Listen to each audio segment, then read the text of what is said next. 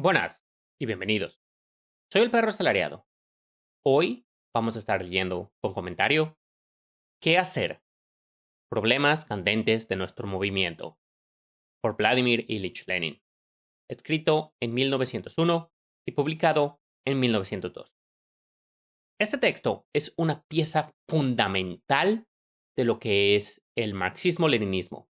El leninismo pasa seguidísimo de que en Latinoamérica, en personas en general, dicen, no, pues, ¿qué hacemos? O sea, ¿cómo? Las cosas están mal, pero ¿cómo le hacemos? ¿Qué deberíamos de hacer? Aquí Lenin, ¿qué hacer? Si alguien pudiera haber escrito algo y que lo dijera tan sencillo. Aquí Lenin nos dice cómo. Hay que organizarse. Hay que organizarse de forma centralizada para poder promover en la gente lo que es la conciencia de clase. Lenin escribió en este texto de que el capitalismo promueve en la gente, en los obreros, un malestar. Decir, oye, pero las cosas están mal, no debería ser así. Pero no sabe qué hacer más allá de asociarse en sindicatos, en uniones para mejorar su condición. No tiene forma el obrero, los asalariados, de espontáneamente llegar al socialismo y a través del socialismo llegar al comunismo. ¿Qué es el comunismo? ¿Qué es el socialismo? El socialismo es el estado transitorio entre el capitalismo y el comunismo. Y el comunismo es el estado donde ya no va a haber dos clases, los capitalistas y los asalariados, sino que todos vamos a ser iguales. Todos vamos a ser dueños de las cosas privadas, de los motores de la industria. Va a haber propiedad personal, tu casa, tu cepillo de dientes, tu televisión, tu sofá, dependiendo de la teoría, pero tus cosas son tus cosas, tu uso personal son tuyas, tu ropa, tus tenis. Lo que es propiedad privada, lo que trae ganancia a alguien, lo que son granjas, centrales eléctricas, las centrales nucleares, autopistas, trenes, las vías de tren, los puertos, los buques, las minas, las torres de comunicación. Todo eso es propiedad privada.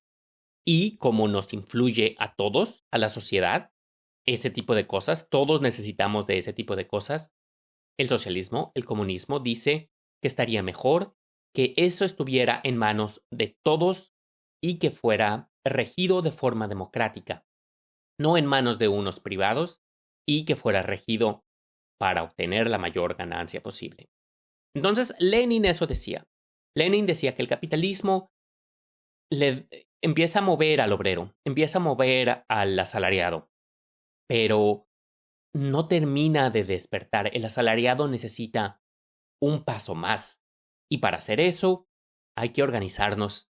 Hay que organizar un partido de vanguardia que pueda agitar y despertar esa situación a los obreros de decir, oye, deberíamos de ir por más, no solo por ganancias posibles, sino hay que tirarle a lo imposible.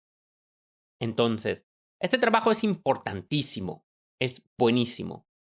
No todo aplica, como veremos a continuación, pero es una base muy importante para entender los fundamentos. También, y esto lo digo desde ahorita, es un libro bastante denso. Es un texto de teoría densa donde se requiere muchísimo, muchísimo contexto. Entonces, hay algunas partes que son más lentas que otras, uno podría decir. Y hay muchísimas notas en el libro. La versión que voy a estar leyendo es una versión que es de la colección Claves para el Socialismo del Ministerio del Poder Popular para la Comunicación y la Información del gobierno de Venezuela de 1910. Y esta versión de ellos está basada, aquí está, nota de los editores. Se ha tomado como base de la presente edición la publicada en español por la editorial Progreso Moscú, 1981. La editorial Progreso Moscú era fantástica, era de la Unión Soviética. Entonces, esta versión vamos a estar leyendo Tiene muchísimas notas, no voy a leer todas, no voy a leer todos los pies de página, porque el libro ya está muy largo. Entonces, empecemos con el texto. Prólogo. Según el plan inicial del autor, el presente folleto debía consagrarse a desarrollar minuciosamente las ideas expuestas en el artículo Por dónde empezar. Iskra, número 4, mayo de 1901. Comentario. Iskra era un periódico que fundó Lenin. Era un periódico clandestino porque no se podía publicar ideas socialistas en ese entonces. Entonces, Lenin lo fundó, trabajó en él, pero después se lo robaron, por así decirlo. Se lo robó Plejano y los mencheviques, que eran diferentes a los bolcheviques. Sigamos con el texto. En primer lugar, debemos disculparnos ante el lector por haber cumplido con retraso la promesa que hicimos en dicho artículo y que repetimos en respuesta a numerosos requerimientos y cartas particulares. Una de las causas de dicha tardanza ha sido la tentativa, hecha en junio del año pasado, 1901, de unificar todas las organizaciones socialdemócratas rusas en el extranjero. Comentario de nuevo. Cuando Lenin habla de la socialdemocracia, socialdemócratas, en ese entonces se refieren a los socialistas, a los marxistas. No son los socialdemócratas de hoy. Continuando.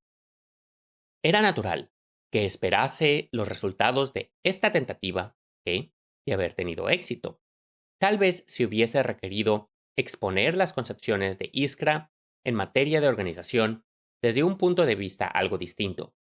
En todo caso, este éxito prometía acabar muy pronto con la existencia de dos corrientes en la socialdemocracia rusa. El lector sabe que el intento fracasó y que, como procuramos demostrar a continuación, no podía terminar de otro modo después del nuevo viraje de Rabocheye Dielo en su número 10 hacia el economismo.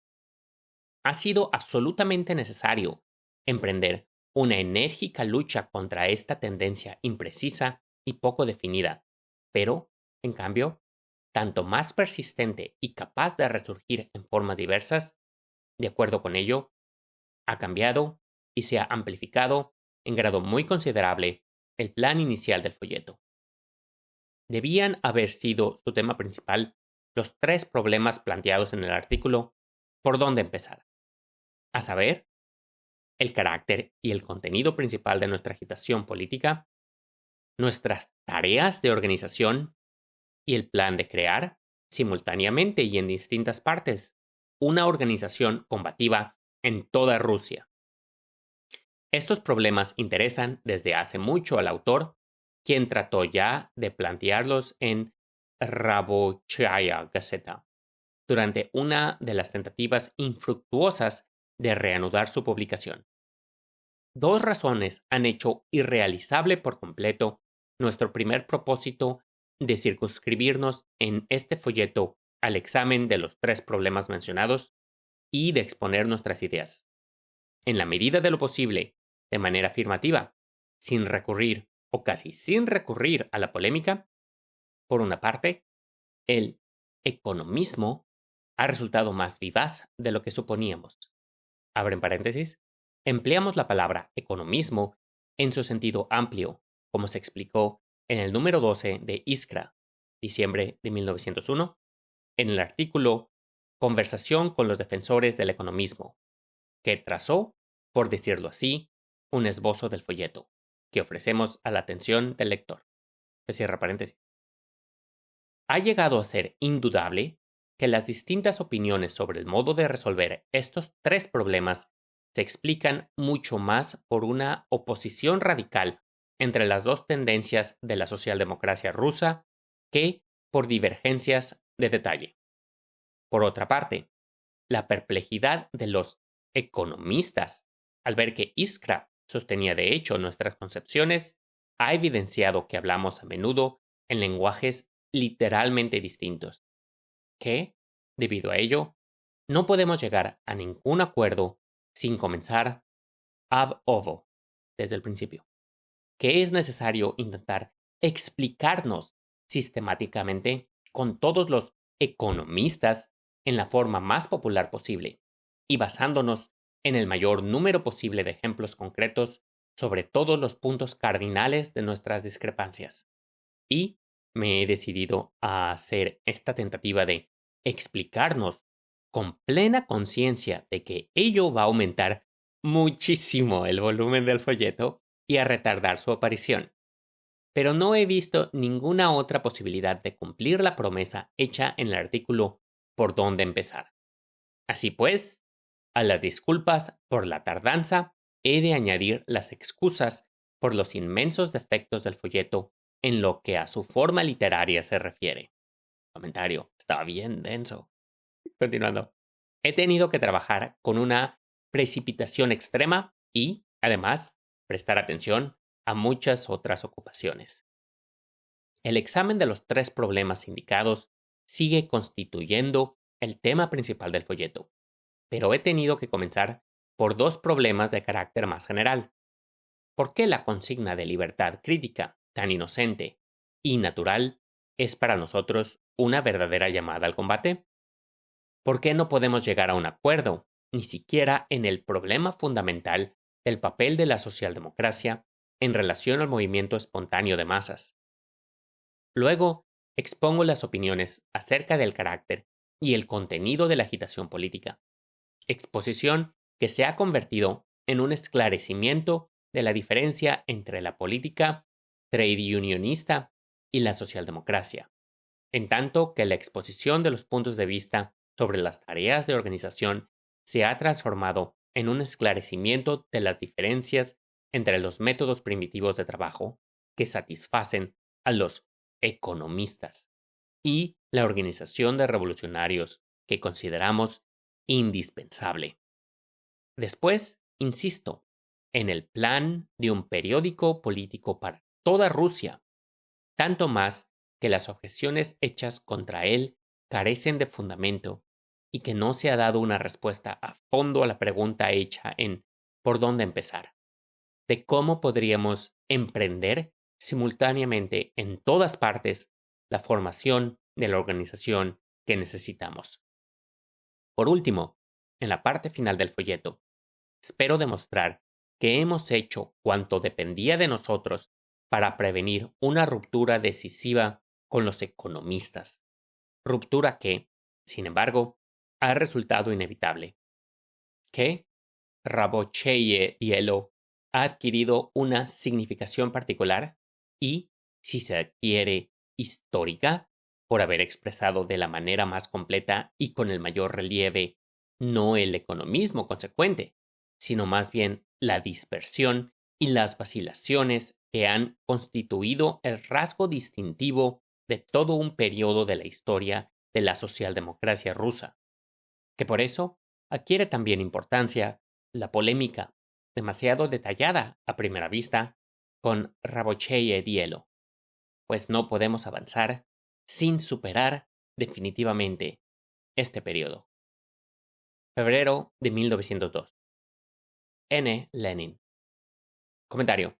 N. Lenin es un seudónimo de Lenin, Nicolás Lenin. Y comentario personal. Aquí exactamente son los 3 problemas planteados del que tenemos que hacer. Esos son aún muy importantes hoy. 1. El carácter y el contenido principal de nuestra agitación política. 2. Nuestras tareas de organización. Y 3. El plan de crear una organización simultáneamente en todos los lugares del país, una sola organización centralizada para organizarnos, como asalariados. Pero bueno, Lenin dice que eso va a venir después, porque primero tiene que también empezar a responder por qué la consigna de la libertad de crítica, tan inocente y natural, es para nosotros una verdadera llamada al combate. Y también, ¿por qué no podemos llegar a un acuerdo ni siquiera en el problema fundamental del papel de la socialdemocracia en relación al movimiento espontáneo de masas? O sea, Lenin también va a hablar de eso. Lenin es súper detallado. Se nota, era un Era un gigante intelectual ese hombre. Sigamos con el texto. Capítulo 1. Dogmatismo y libertad de crítica. Sección 1. ¿Qué significa la libertad de crítica? La libertad de crítica, está entre comillas, es hoy sin duda la consigna más en boga, la que más se emplea en las discusiones entre socialistas y demócratas de todos los países. A primera vista, es difícil imaginarse nada más extraño que esas alusiones solemnes a la libertad de crítica hechas por una de las partes contendientes. Es que en el seno de los partidos avanzados se han levantado voces en contra de la ley constitucional que garantiza la libertad de ciencia y de investigación científica en la mayoría de los países europeos. Aquí pasa algo. Se dirá toda persona ajena a la cuestión que haya oído la consigna de moda, repetida en todas partes, pero que no haya profundizado aún en la esencia de las discrepancias. Esta consigna es, por lo visto, una de esas palabrejas convencionales que, como los apodos, son legalizadas por el uso y se convierten casi en nombres comunes. En efecto, para nadie es un secreto que en el seno de la socialdemocracia internacional contemporánea se han formado dos tendencias, cuya lucha ora se reviva y levanta llamas, ora se calma y consume bajo las cenizas de impresionantes resoluciones de armisticio.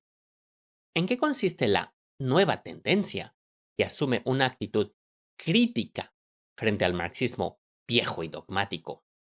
Lo ha dicho Bernstein y lo ha mostrado Millerand con suficiente claridad.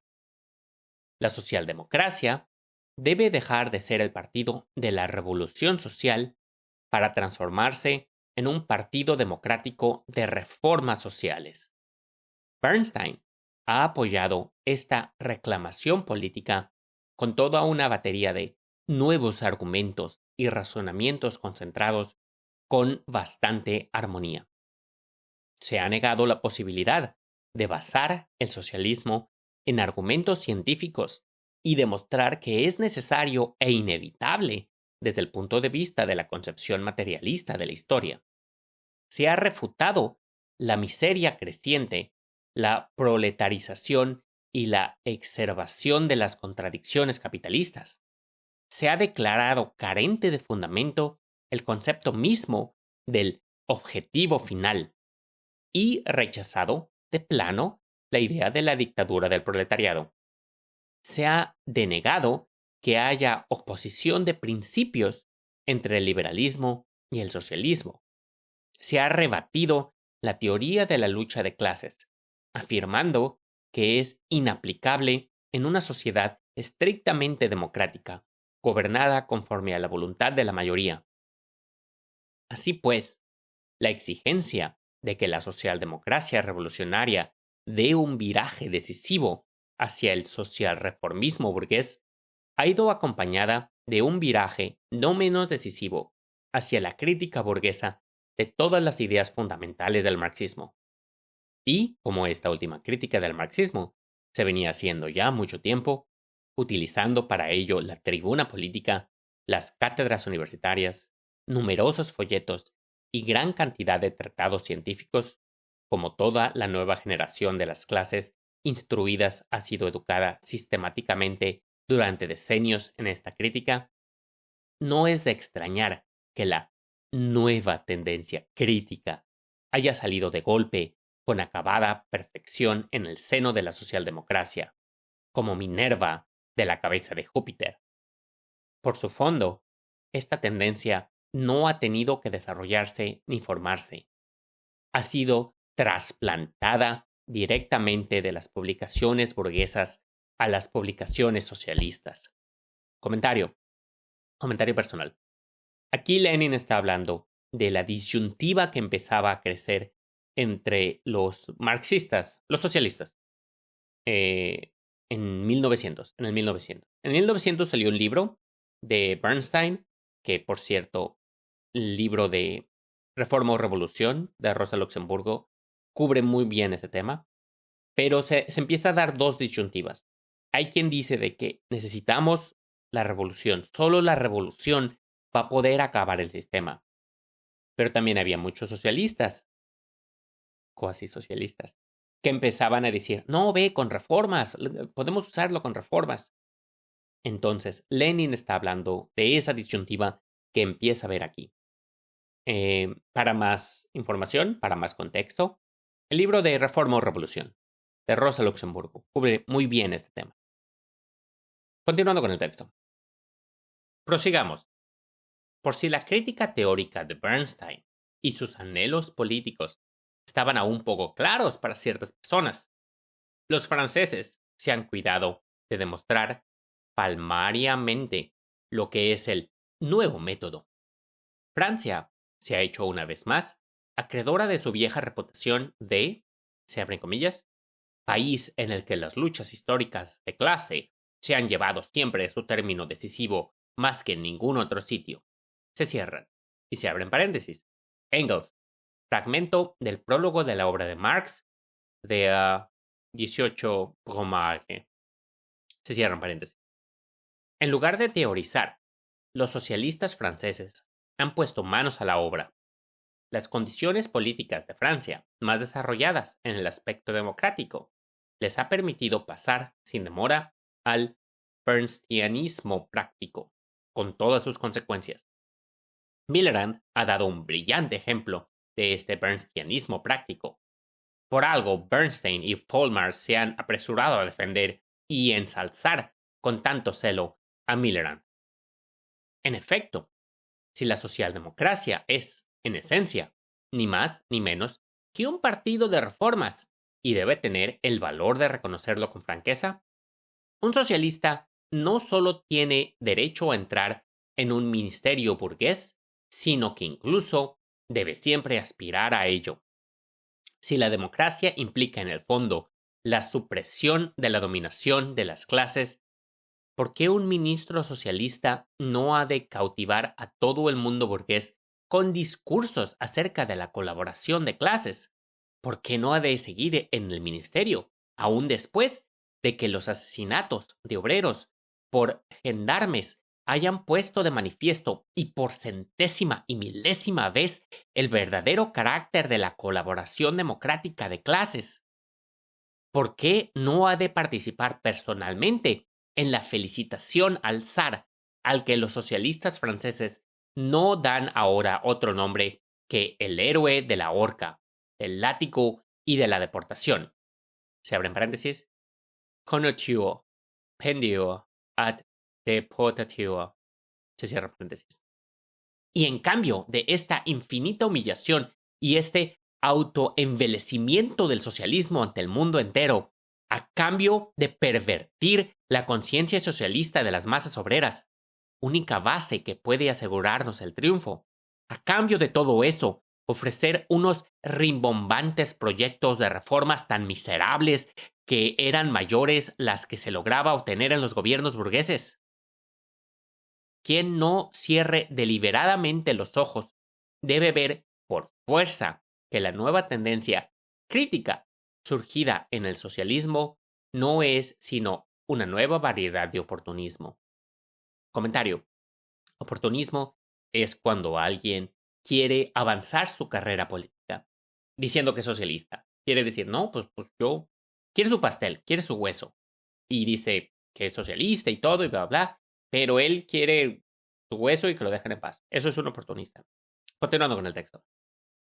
Y si no juzgamos a los hombres por el brillo del uniforme que se han puesto ellos mismos, ni por el pomposo sobrenombre que a sí mismos se dan, sino por sus actos y por las ideas que propagan en realidad, veremos claramente que la libertad de crítica es la libertad de la tendencia oportunista en el seno de la socialdemocracia, la libertad de hacer de la socialdemocracia un partido demócrata de reformas, la libertad de introducir en el socialismo ideas burguesas y elementos burgueses.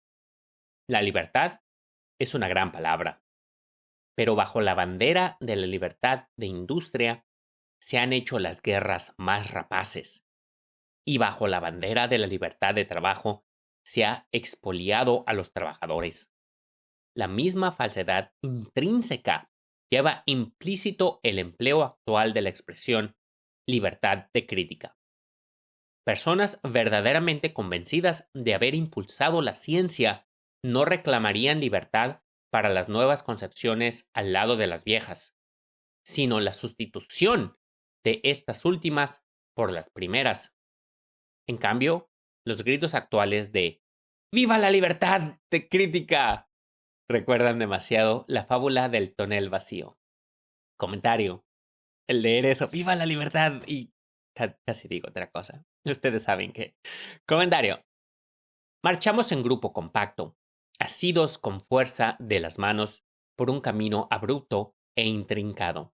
Estamos rodeados de enemigos por todas partes y tenemos que marchar casi siempre bajo su fuego.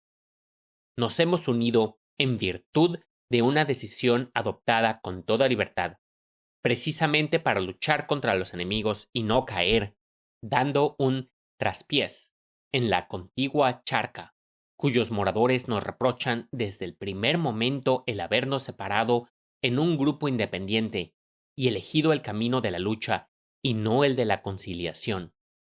Y de pronto, algunos de los nuestros empiezan a gritar, ¡Vamos a esa charca! Y cuando se les pone en vergüenza, replican, ¡Ah, sí, señores! Ustedes son libres no solo de invitarnos, sino de ir a donde mejor les plazca, incluso a la charca. Hasta creemos que su sitio de verdad se encuentra precisamente en ella, y estamos dispuestos a ayudarles en lo que podamos para que se trasladen ustedes allí. Pero, en ese caso, suelten nuestras manos, no se agarren a nosotros, ni envilezcan la gran palabra libertad, porque también nosotros somos libres para ir a donde queramos, libres para luchar, no solo contra la charca, sino incluso contra los que se desvían hacia ella. Sección 2. Los nuevos defensores de la libertad de crítica.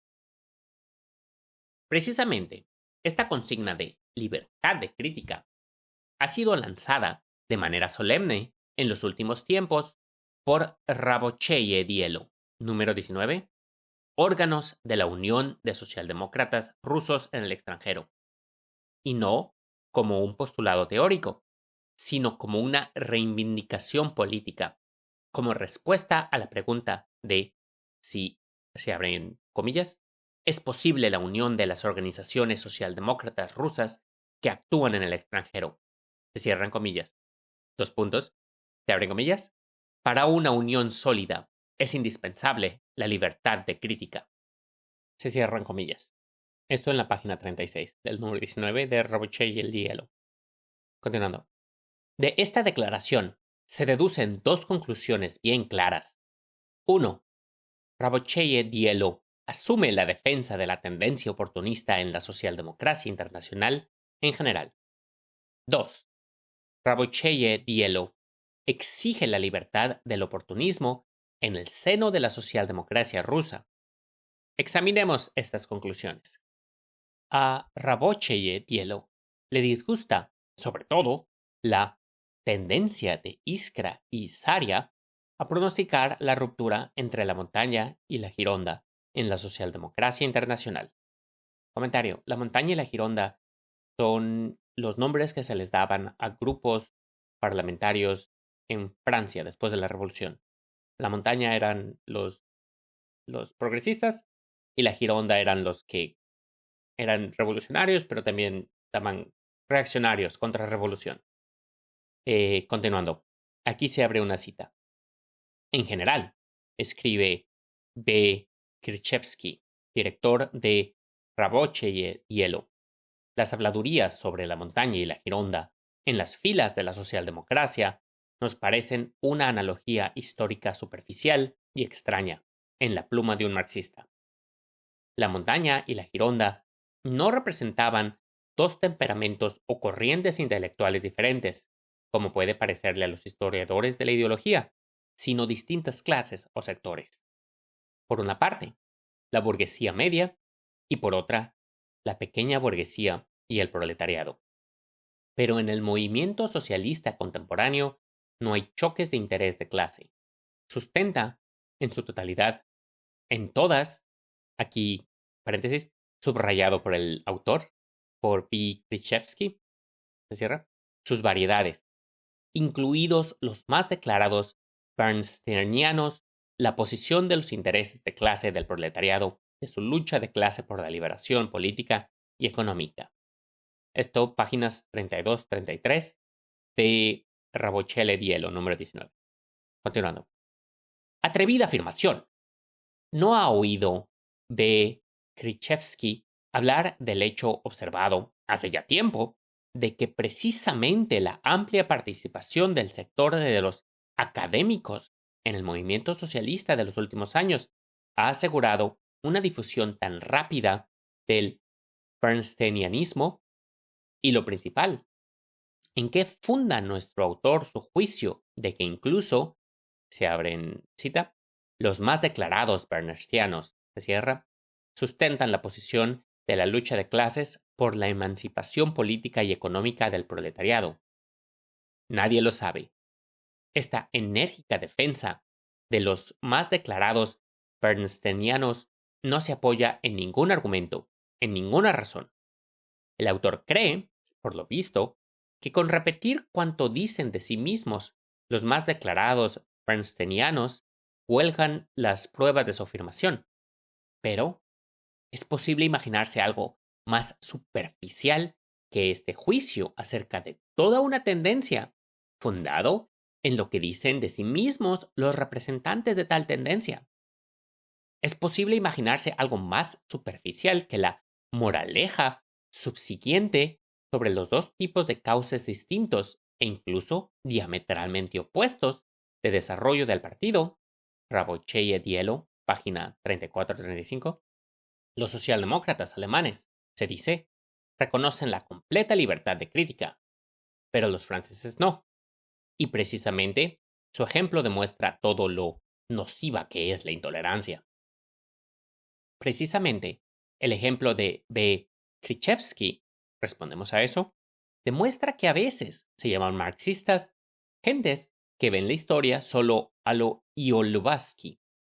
Para explicar la unidad del Partido Socialista Alemán y la desunión del francés, no hace falta en absoluto escarbar en las peculiaridades de la historia de tal o cual país, comparar las condiciones del semiabsolutismo militar y el parlamentarismo republicano, analizar las consecuencias de la Comuna y de la ley de excepción contra los socialistas, confrontar la situación económica y el desarrollo económico, recordar que el crecimiento sin par de la socialdemocracia alemana fue acompañado de una lucha de energía sin igual en la historia del socialismo, no solo contra los extravíos teóricos, Mulder y Dogen, los socialistas de cátedra, sino también contra las equivocaciones en el terreno de táctica, la SAL, etc.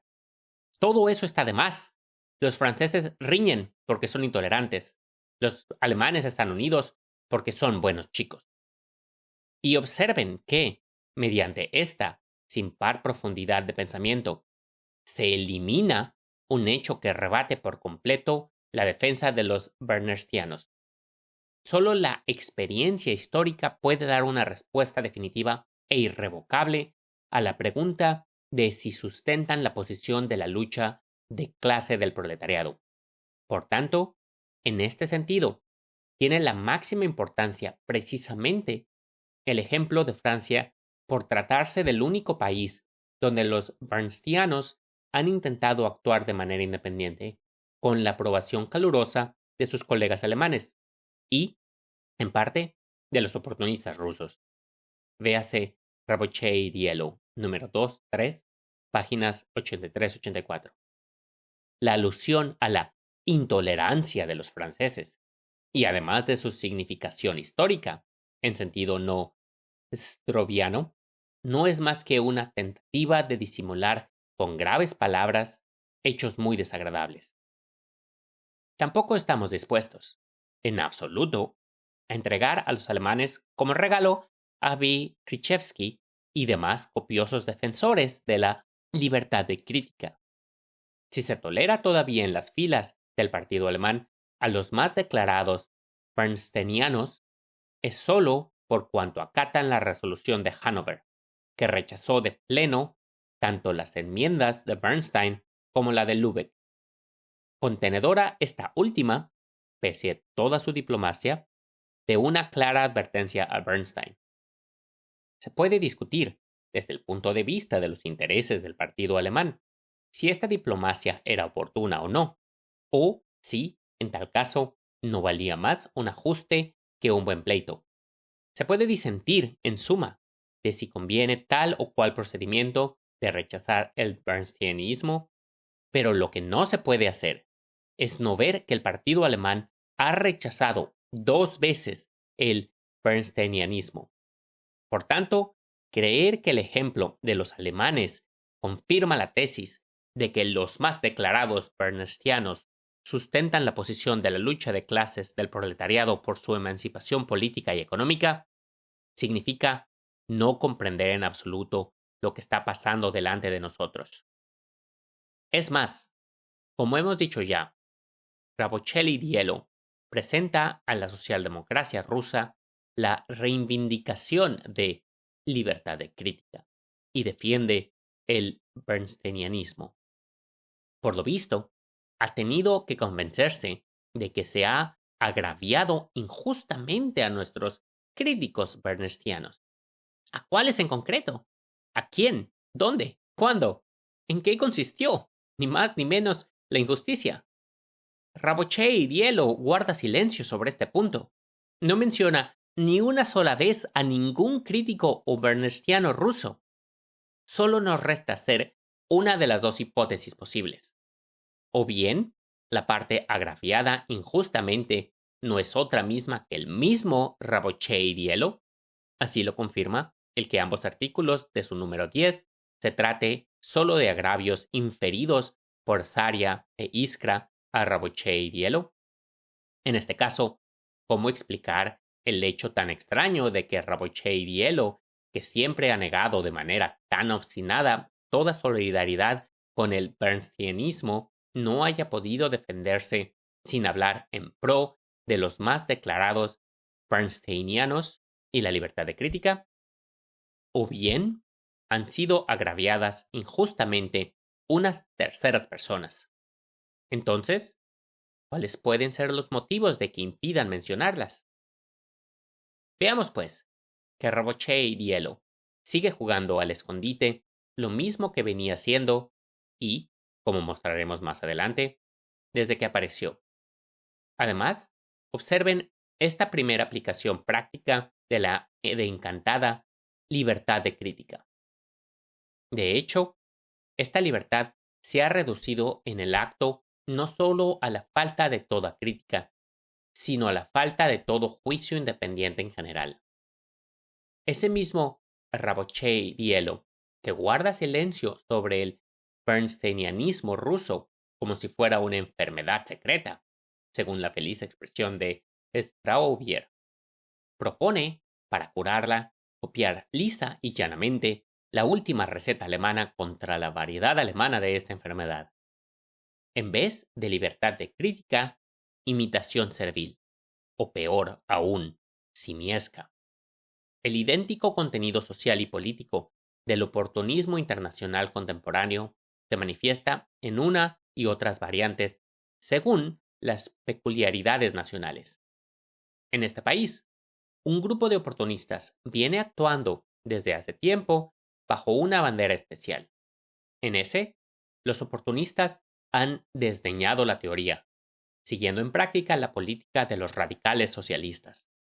En aquel, algunos miembros del Partido Revolucionario han desertado al campo del oportunismo y pretender alcanzar sus objetivos no con una lucha franca en defensa de los principios y de la nueva táctica, sino mediante una corrupción gradual, imperceptible y, valga la expresión, no punible de su partido.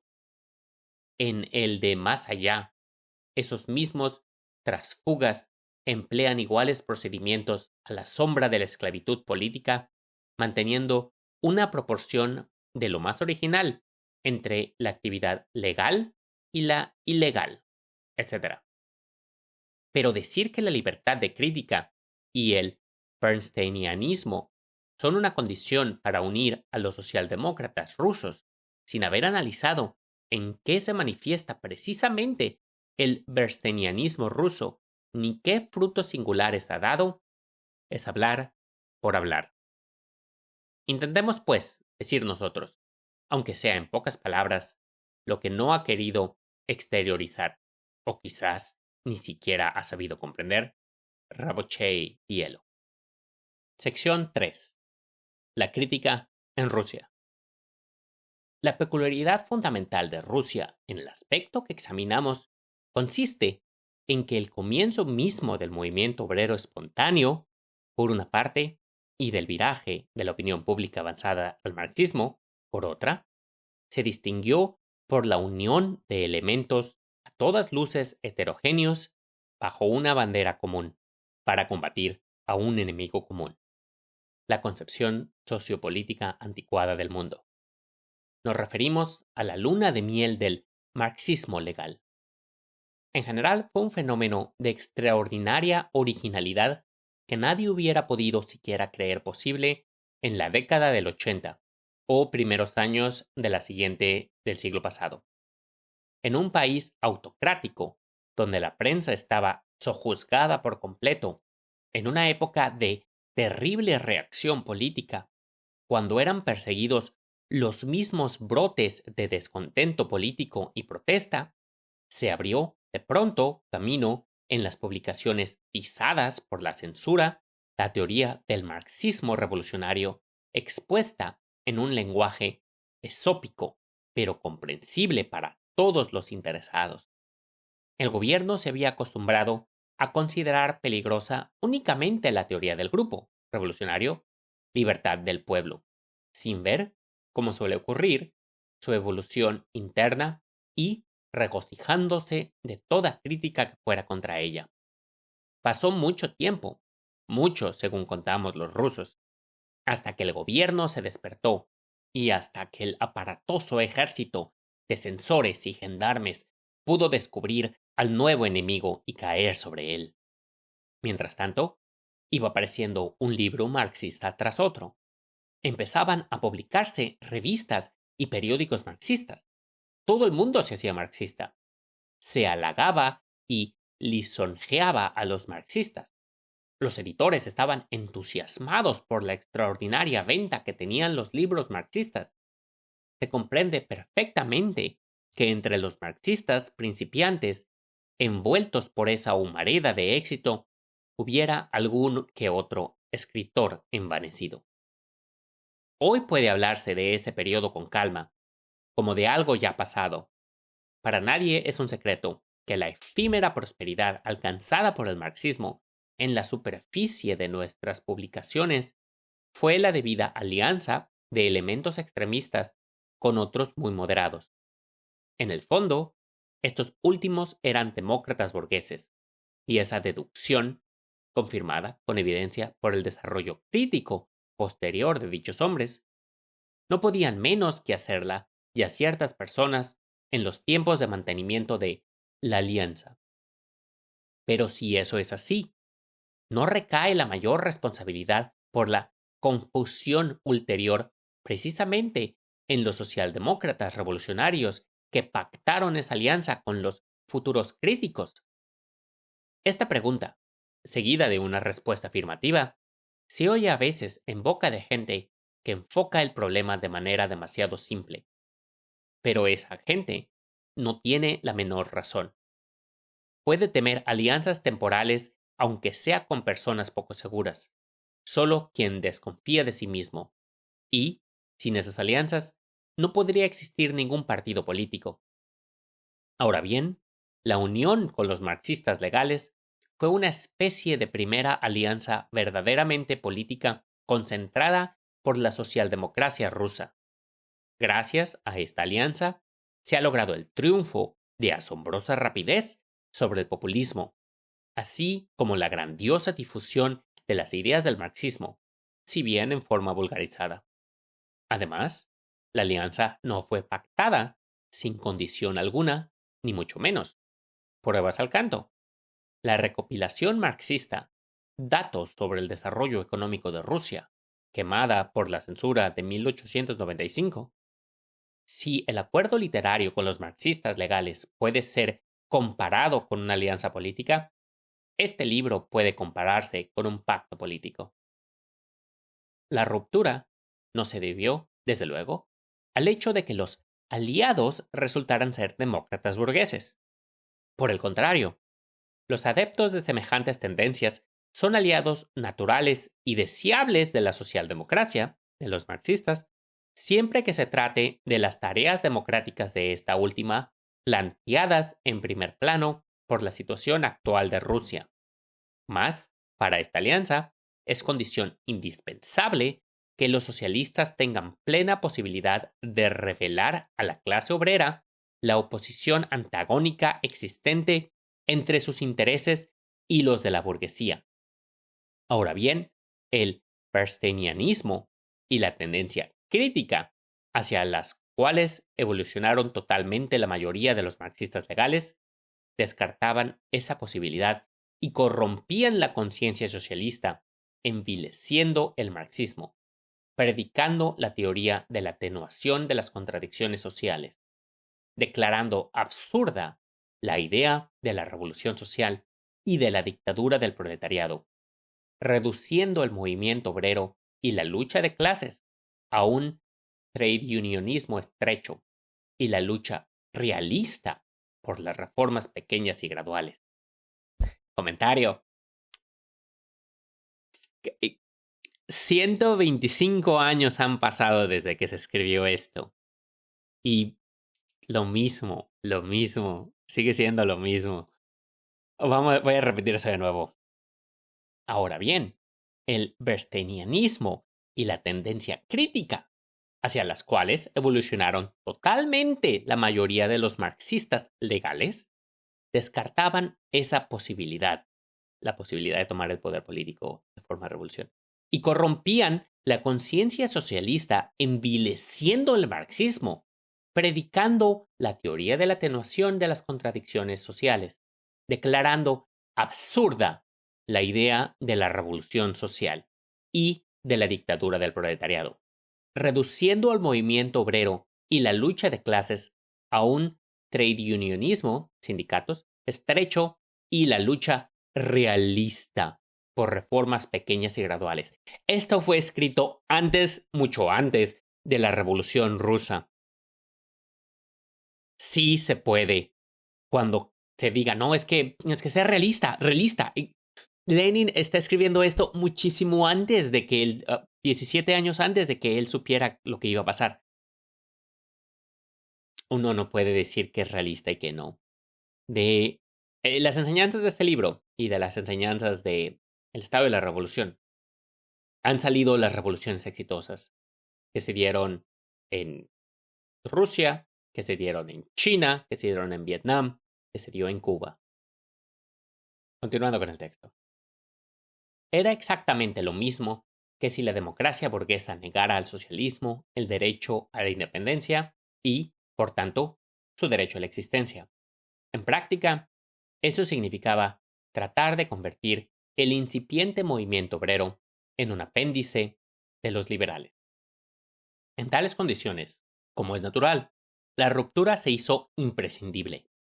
Pero la particularidad original de Rusia se manifestó en que esa ruptura solo significaba que los socialdemócratas se apartaban de las publicaciones legales, más accesibles para todos y muy difundidas. Los exmarxistas se hicieron fuertes en ellas, colocándose bajo el signo de la crítica y obteniendo casi el monopolio de demoler el marxismo. Los gritos contra la ortodoxia y viva la libertad de crítica, repetidos ahora por Rabotché y Dielo, se pusieron en el acto muy en boga. Ni siquiera los censores ni los gendarmes pudieron resistir a esa moda, como lo prueba la aparición de 3 ediciones rusas del libro del famoso a lo Eróstatro Bernstein, o la recomendación por Subatov de los libros de Bernstein, del señor Prokovich y otros. Iskra, número 10.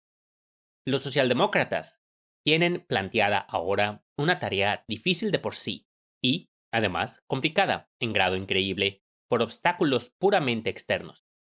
La tarea de combatir la nueva corriente. Y esta corriente no se ha limitado al terreno de las publicaciones. El viraje hacia la crítica ha ido acompañado de un movimiento opuesto, la inclinación hacia el economismo por parte de los socialdemócratas dedicados a la labor práctica. Podría servir de tema para un artículo especial esta interesante cuestión: ¿cómo han surgido y aumentado el nexo y la interdependencia entre la crítica legal y el economismo ilegal? A nosotros nos basta con señalar aquí la existencia incuestionable de este nexo.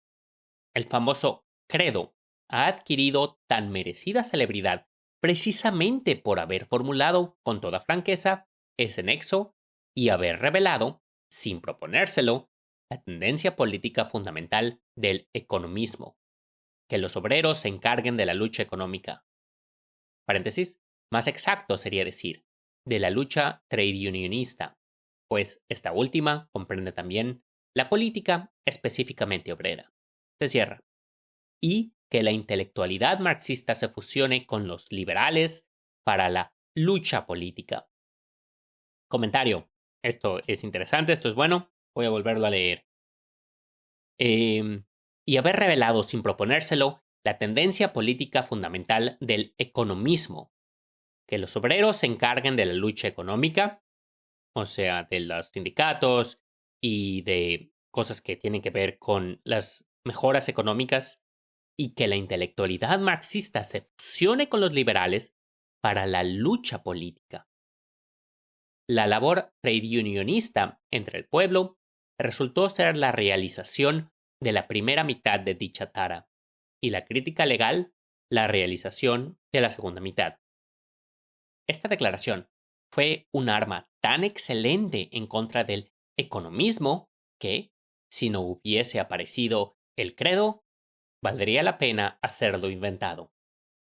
El credo no fue inventado, pero sí publicado sin el consentimiento y hasta en contra, quizá, de la voluntad de sus autores. Al menos, el autor de estas líneas, que participó en sacar a la luz del día el nuevo programa, tuvo que escuchar lamentos y reproches, porque el resumen de las opiniones de los oradores se difundió en copias, recibió el mote de credo y apareció incluso en la prensa junto con la protesta. Referimos este episodio porque revela un rasgo muy curioso de nuestro economismo: el miedo a la publicidad. Un rasgo precisamente del economismo en general, y no solo de los autores del credo, que se ha manifestado en Rabochaya Misl, el adepto más franco y más honrado del economismo, en Rabochei Dielo. Se abren paréntesis. Al indignarse contra la publicación de documentos economistas en el Vademecum, en el Comité de Kiev, que hace cosa de 2 años no quiso autorizar la publicación de su Profesión de Foi, junto con la refutación escrita contra ella y de muchísimos partidarios del economismo. Este miedo que tienen a la crítica los adeptos de la libertad de crítica no puede explicarse solo por la astucia. Se abren paréntesis. Si bien algunas veces las cosas ocurren indudablemente sin astucia, no es prudente dejar al descubierto ante el embate del enemigo los brotes, débiles aún, de la nueva tendencia. Se cierra el paréntesis. No, la mayoría de los economistas desaprueba con absoluta sinceridad, y por propia esencia del economismo tiene que desaprobar, toda clase de controversias teóricas, disensiones fraccionales, grandes problemas políticos, proyectos de organizar a revolucionarios, etc. Sería mejor dar todo eso a la gente del extranjero, me dijo en cierta ocasión un economista bastante consecuente, expresando con ello la siguiente idea muy difundida y también puramente trade unionista. Lo que a nosotros nos incumbe es el movimiento obrero, las organizaciones obreras que tenemos aquí, en nuestra localidad, y el resto no son más que invenciones de los doctrinarios. Sobreestimación de la ideología, como decían los autores de la carta publicada en el número 3 de Iskra, haciendo coro al número 10 de Rabotché Dielo.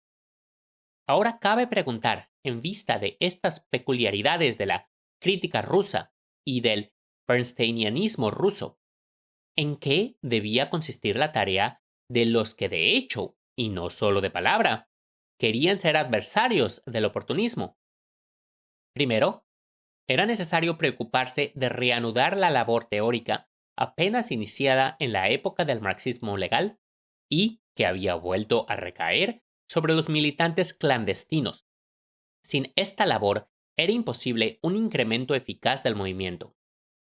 Segundo, era preciso emprender una lucha activa contra la crítica legal, que corrompía a fondo los espíritus.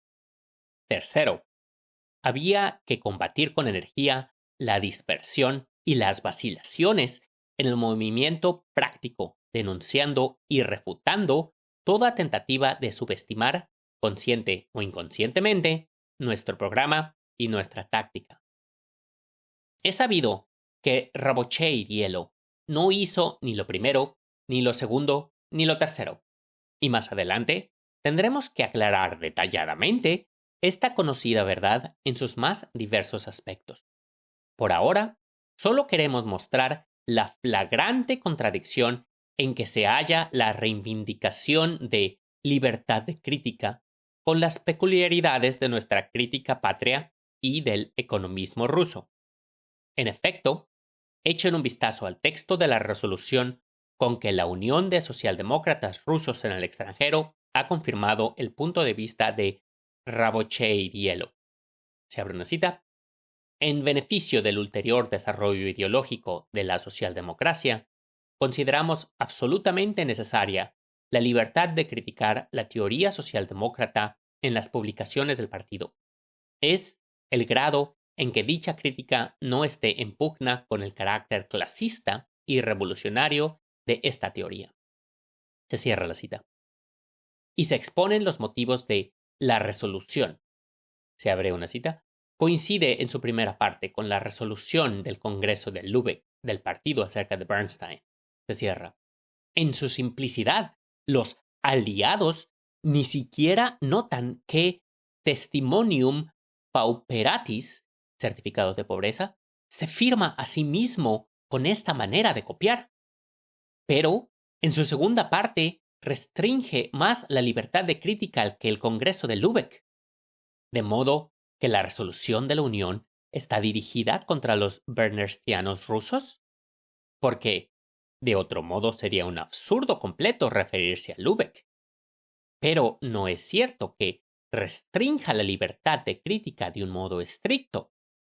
En su resolución de Hannover, los alemanes rechazaron punto por punto precisamente las enmiendas que presentó Bernstein, y en la de Lübeck hicieron una advertencia personal a Bernstein mencionando su nombre en el texto.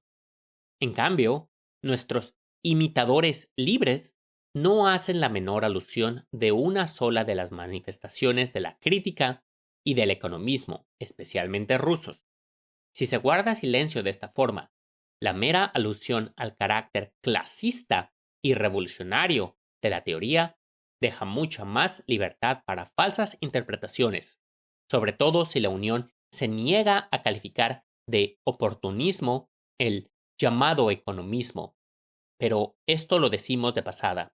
Lo principal consiste en que la posición de los oportunistas frente a los socialdemócratas revolucionarios es diametralmente opuesta en Alemania y en Rusia.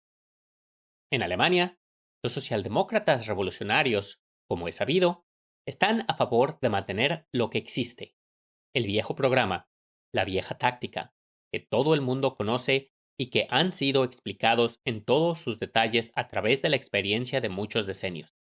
Los críticos, en cambio, quieren introducir modificaciones, y como estos críticos presentan una ínfima minoría y sus aspiraciones revisionistas son muy tímidas, es fácil comprender los motivos por los cuales la mayoría se limita a rechazar lisa y llanamente las innovaciones. En Rusia, en cambio, son los críticos y los economistas quienes desean mantener lo que existe. Los críticos quieren que se siga considerando los marxistas y que se les asegure la libertad de crítica que disfrutaban en todos los sentidos. Paréntesis, pues, en el fondo, jamás han reconocido ningún vínculo de partido. Además, entre nosotros, no había un órgano de partido reconocido por todos que pudiera restringir la libertad de crítica, aunque solo fuera por medio de un consejo. Se cierra. Los economistas quieren que los revolucionarios reconozcan la plenitud de los derechos del movimiento en el presente. Rabocchielli Dielo, número 10, página 25. Es decir, la legitimidad de la existencia de lo que existe. Que los ideólogos no traten de desviar el movimiento del camino determinado por la acción recíproca entre los elementos materiales y el medio material. Carta en el número 12 de Iskra. Que se considere deseable sostener la lucha, se abren comillas, que es posible para los obreros en las circunstancias presentes, se cierra, y se considere posible la lucha, se abren comillas, que mantienen realmente el movimiento actual, se cierran. Suplemento especial de Rabochaya Misl, página 14. En cambio, a nosotros, los socialdemócratas revolucionarios, nos disgusta ese culto a la espontaneidad, es decir, a lo que existe en el momento actual. Reclamamos que se modifique la táctica que ha prevalecido durante los últimos años. Declaramos que, antes de unificarse y para unificarse, es necesario empezar por deslindar los campos de un modo resuelto y definido. En pocas palabras, los alemanes se conforman con lo que existe, rechazando las modificaciones. Nosotros reclamamos que se modifique lo existente, rechazando el culto a ello y la resignación con ello. Precisamente esta pequeña diferencia es lo que no han advertido nuestros libres copiadores de resoluciones alemanas. Sección 4. Engels sobre la importancia de la lucha teórica. Dogmatismo-doctrinarismo. Anquilosamiento del partido. Castigo ineludible por las trabas impuestas al pensamiento. Tales son los enemigos contra los cuales arremeten caballerescamente en Rabocchei Dielo los paladines de la libertad de crítica. Nos alegra mucho que se haya suscitado esta cuestión, y solo propondríamos completarla con otra. ¿Y quiénes serán los árbitros? Tenemos a la vista los anuncios de dos publicaciones. Uno es el programa de Raboccheye Dielo, órgano de prensa de la Unión de Socialdemócratas Rusos, separata del número 1 de Raboccheye Dielo. El otro es el anuncio sobre la reanudación de las publicaciones del grupo Emancipación del Trabajo. Ambos están fechados en 1899, cuando la crisis del marxismo estaba planteada a la orden del día desde hacía ya mucho tiempo. ¿Y bien? En vano buscaríamos en el primero de dichos documentos una alusión a este fenómeno y una exposición definida de la actitud que el nuevo órgano piensa adoptar ante él. Ni en este programa, ni en los suplementos del mismo, aprobados por el Tercer Congreso de la Unión en 1901. Dos congresos, página 15 a 18. Se dice una sola palabra de la labor teórica ni de sus tareas inmediatas en el momento actual. Durante todo este tiempo, la redacción de Raboccheye Dielo ha dado de lado los problemas teóricos, a pesar de que preocupaban todos los socialdemócratas del mundo entero. Por el contrario, el otro anuncio señala, ante todo, que en los últimos años ha decaído el interés por la teoría. Reclama con insistencia que se preste una atención vigilante al aspecto teórico del movimiento revolucionario del proletariado y llama a criticar implacablemente las tendencias bernsteinianas y otras tendencias antirrevolucionarias en nuestro movimiento. Los números aparecidos de Saria muestran cómo se ha cumplido este programa. Veamos, pues, que las frases altisonantes contra el anquilosamente de la idea, etc., encubren la despreocupación y la impotencia en el desarrollo del pensamiento teórico. El ejemplo de los socialdemócratas rusos ilustra con particular evidencia un fenómeno europeo general, paréntesis, señalado también hace ya mucho tiempo por los marxistas alemanes, se cierran. La famosa libertad de crítica no significa sustituir una teoría con otra, sino librarse de toda teoría íntegra y meditada.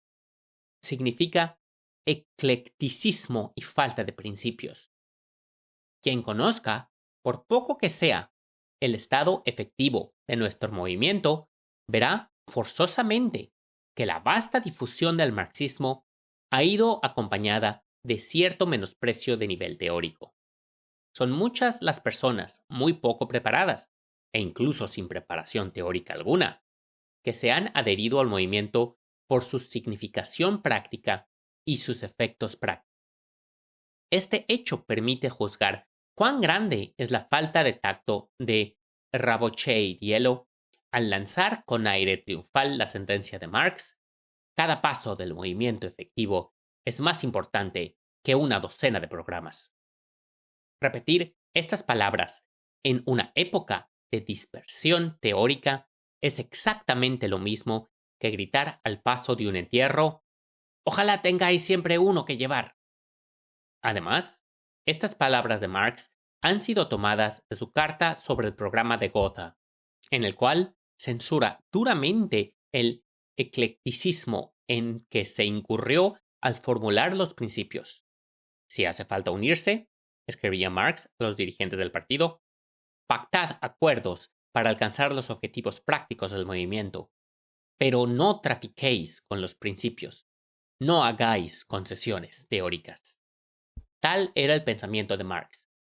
Pero resulta que entre nosotros hay gente que en el nombre de Marx trata de aminorar la importancia de la teoría.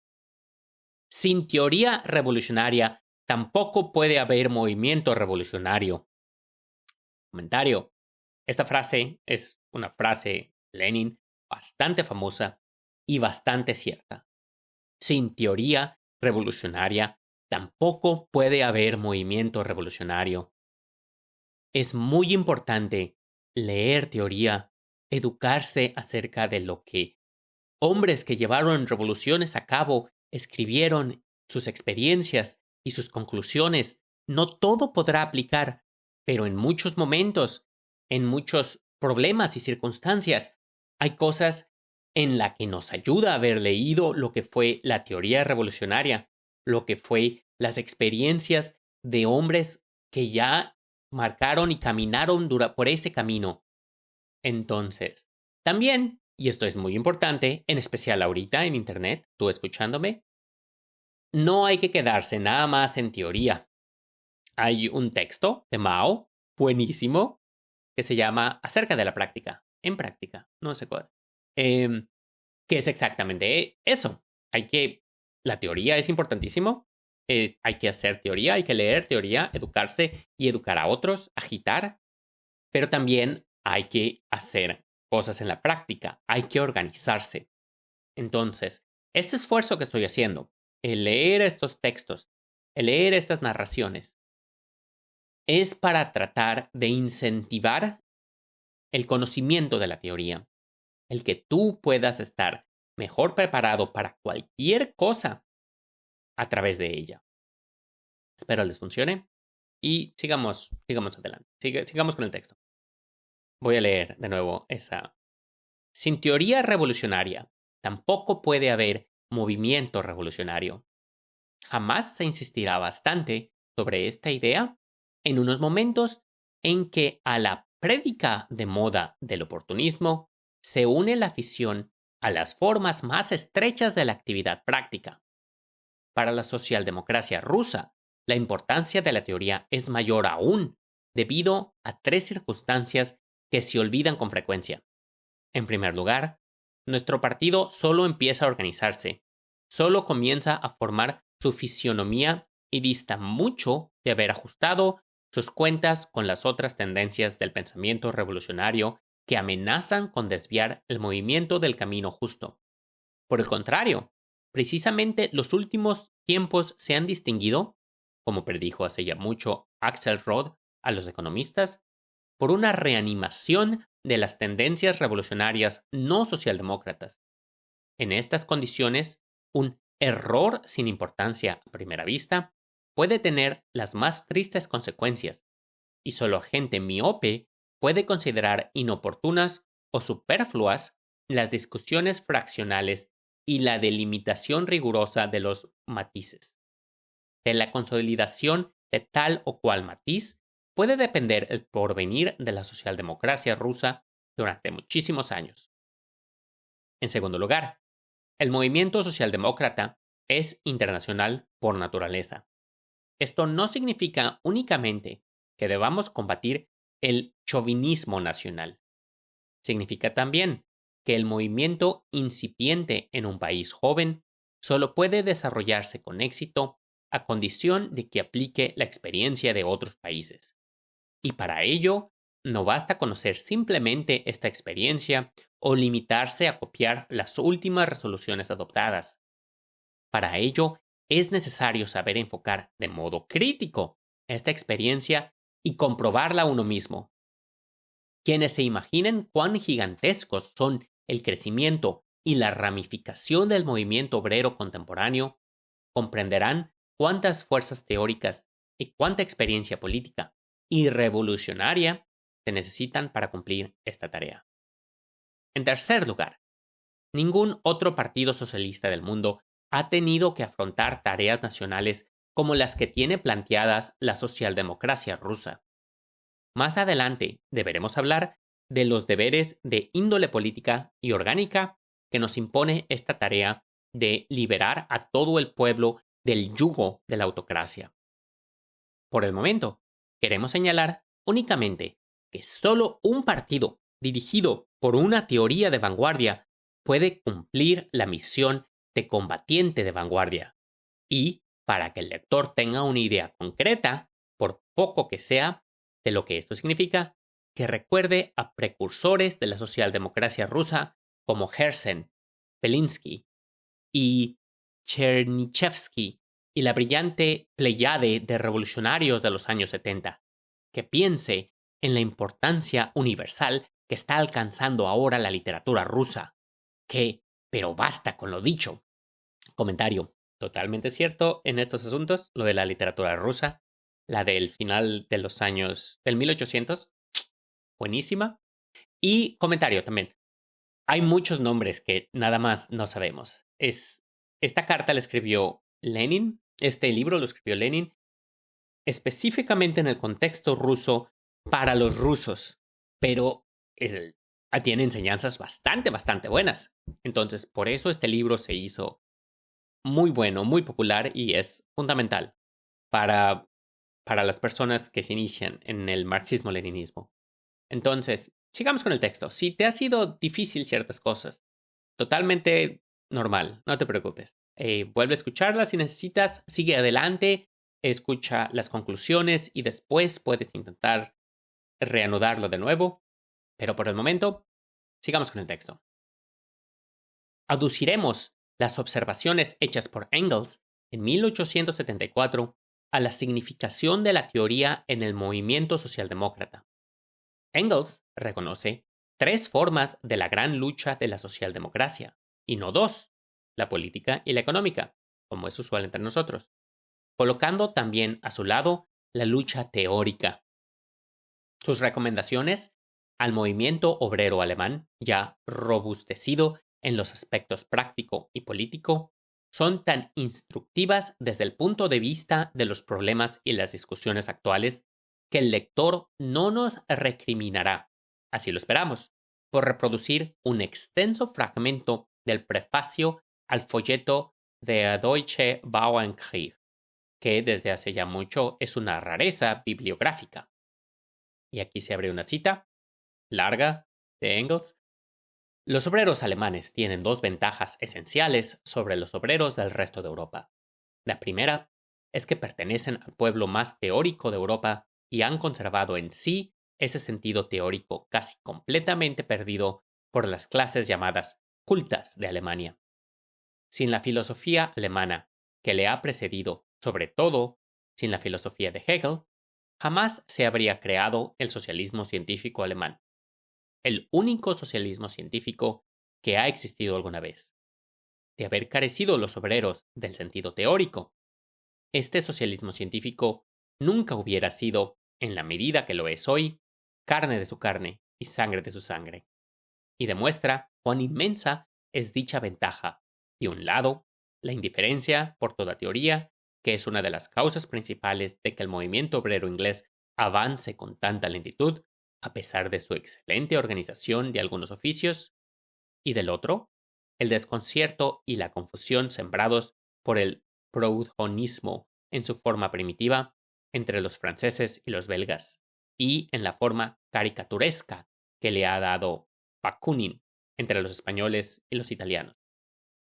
La segunda ventaja consiste en que los alemanes han sido casi los últimos en incorporarse al movimiento obrero, así como el socialismo teórico alemán jamás olvidará que se sostiene sobre los hombros de Saint-Simon, Fourier y Owen, tres pensadores que, a pesar del carácter fantástico y de todo el utopismo de sus doctrinas, pertenecen a las mentes más grandes de todos los tiempos, habiéndose anticipado genialmente a una infinidad de verdades cuya exactitud estamos demostrando ahora de un modo científico. Así también, el movimiento obrero práctico alemán nunca debe olvidar que se ha desarrollado sobre los hombros del movimiento inglés y francés, que ha tenido la posibilidad de sacar simplemente partido de su experiencia costosa, de evitar en el presente los errores que entonces no había sido posible evitar en la mayoría de los casos. ¿Dónde estaríamos ahora sin el precedente de las trade uniones inglesas y de la lucha política de los obreros franceses? Sin ese impulso colosal que ha dado particularmente la Comuna de París. Hay que hacer justicia a los obreros alemanes por haber aprovechado con rara inteligencia las ventajas de su situación. Por primera vez desde que existe el movimiento obrero, la lucha se desarrolla en forma metódica en sus tres direcciones concentradas y relacionadas entre sí: teórica, política y económico-práctica, resistencia a los capitalistas. En este ataque concéntrico, por decirlo así, reside precisamente la fuerza y la invencibilidad del movimiento obrero alemán. Esta situación, ventajosa por su parte, y por otra, las peculiaridades insulares del movimiento inglés y la represión violenta del francés, hacen que los obreros alemanes se encuentren ahora a la cabeza de la lucha proletaria. No es posible pronosticar cuánto tiempo les permitirán los acontecimientos ocupar este puesto de honor, pero mientras lo sigan ocupando, es de esperar que cumplirán, como es debido, las obligaciones que les impone.